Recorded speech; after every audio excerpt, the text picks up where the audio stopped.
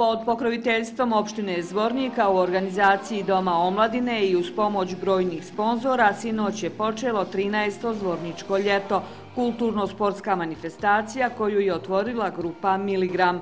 Alen Ademović i ostali njeni članovi održali su koncert za pamćenje na kome su zajedno sa publikom pjevali svoje kao i hitove nekih kolega.